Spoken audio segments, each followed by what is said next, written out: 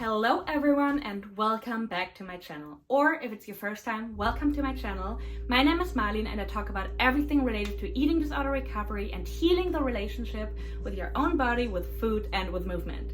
And since I am a coach, I know that there's a lot of things that actually many people have in common, but they don't think they have it in common in recovery. And that's why we're talking about these things. And today I want to talk about why it is so hard to let go of an eating disorder. And of course there's a billion reasons for it, but I will try to sum it up for you, just for you to understand that it might feel very hard at the moment, but that it gets easier once you start to change.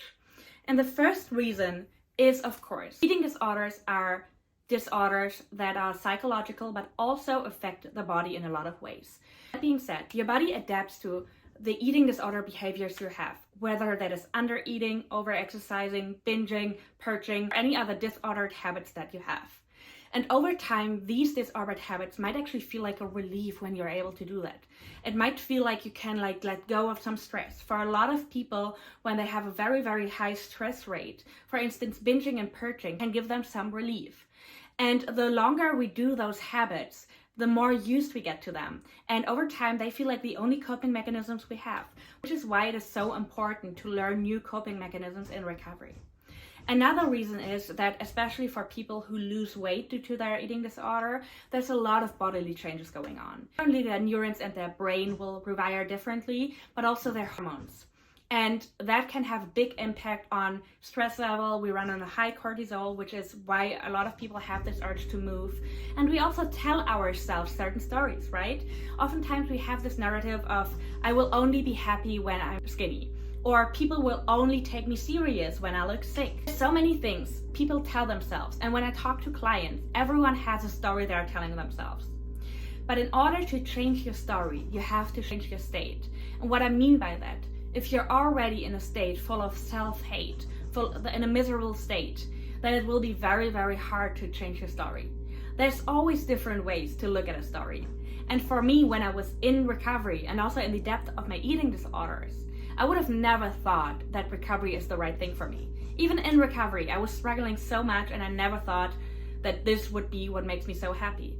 Now that I'm recovered, I look at a lot of situations back and I see them from a completely different standpoint. I have a completely different story that I'm telling myself about things that happened than when I was in a miserable state. But that is, of course, easier said than done. And of course, it can be very helpful to take care of yourself, to surround yourself with people that are helpful, to do things that feel good. But oftentimes we also don't even know what feels good, because the only thing that made us feel really good for such a long time was our eating disorder. And let me tell you something. There is a phenomenon which is called the IKEA phenomenon, or the IKEA theory. And the IKEA theory is basically, if you think about going to IKEA and buying a piece of furniture and then building it yourself, because that's what IKEA is known for, you will add more value to that piece of furniture than if you had bought it and didn't build it yourself. And that is psychologically proven. So the more effort, the more work we put into something, the more value we assign to it, because we put the work in, so we kind of want to get something out of it. It is actually the same thing with eating disorders, and especially with eating disorders that go along with a changing body.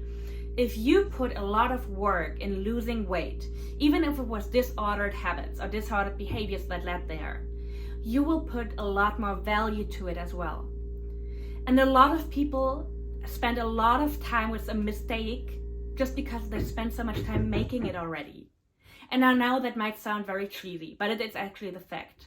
Maybe you know someone who stayed way longer in a toxic relationship than was good for them. And everyone around them was like, why did you even stay in that relationship? But they're like, we've been together for 3 years and we've put so much time and energy in it. I don't just want to waste that. And this is something we see in everyone. I tell you, everyone has that kind of thing in their life. For some people, it is not leaving a toxic job just because they spent so much time in that company already. And that also goes for eating disorders. So many people feel like, I worked so hard, I spent so much time with my eating disorder, why would I let go of it now? And it is very understandable, but at the same time, this thought will keep you in your ED. And I can promise you right now, once you start recovery, and especially when you're fully recovered, that thought will not be the same. Because I had the same thought. I was like, I spent nearly 10 years in my eating disorder. Why would I waste that now? It was so much work. Why would I just like let my body gain weight? But now that I'm fully recovered, I'm like, why did I not change earlier? Why did I not choose recovery earlier?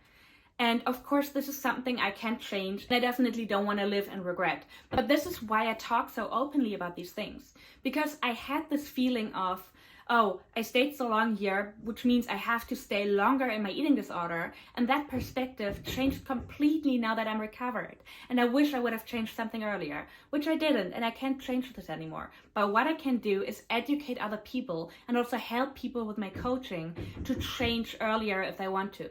And even if you had your eating disorder for 20, 30 or 40 years, recovery is always possible. I've seen people recover who struggled with their eating their whole life, and they were able to actually finally fully recover, because full recovery is possible, regardless of what anyone tells you, regardless of what some doctor or some therapist said to you. Full recovery is definitely possible.